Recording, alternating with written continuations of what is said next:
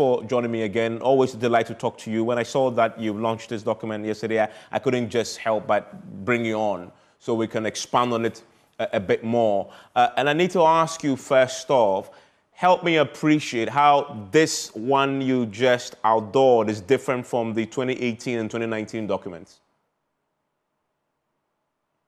Please unmute for me. Yeah, thank you very much. I can hear you now, yes. Yes, great. And let me also say good evening to all the panelists, and all of them are friends and very well known to me, and then also to your listeners. We've gone through many, series and activities related to planning, right from, it goes all the way back to 1920, as you've shown some of them.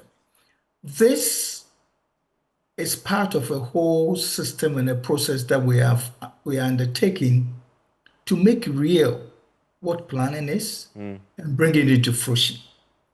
Basically, that's what we've been doing. The 2018 document is a very rich technical document. Good analysis, good setting of targets, good strategies, implementation, and all that.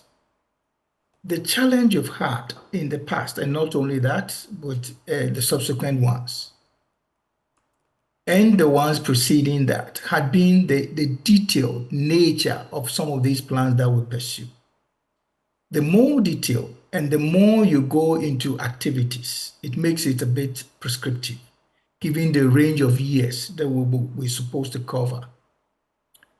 If you look at the Vision 2020, it gave basically a framework which indicated the direction we wanted to go as a country. And then the idea was to have segments of 4 years. The first 4 years was taken, and subsequently it had to be changed. So that has been the pattern. This one, the framework, brings to fruition the vision of the country, given all the discussions and all the interactions that have been undertaken, right from the 40-year development plan and others. We're able to define certain goals, which takes into consideration all this thinking and where we want to go as a country, our vision, our perspective, our aspirations. And then these goals were also redefined into clear objectives under each of the what we call dimensions: the economy, the social direction or policy, and then we have governance, we have also infrastructure and settlement development. And then we have, in addition to that, what we call the disaster management or emergency response. So these areas have under them defined objectives. You mentioned some of them in your introduction. And what we've done in that sense is to identify what are the alternative strategies that we can indicate to help us achieve these objectives and then attain the goals. And then out of that, there are defined targets which will help us through the trajectory. What we are going to achieve in 2057, and then drive it back logically. If we want to do that, what are the various chronological attainment that we need to have achieved before getting there? So within a segment of 10 years, what should be the defined targets for each of these areas in terms of the objectives?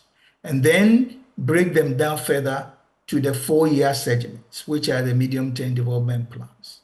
So this is the system that we have created. What we have not done in this framework is the detailed programs, projects, and activities.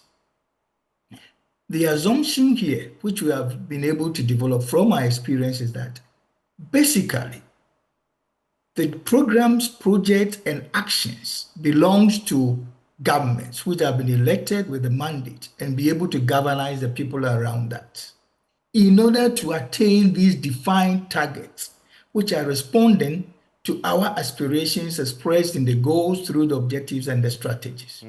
So this is basically what is different from these plans.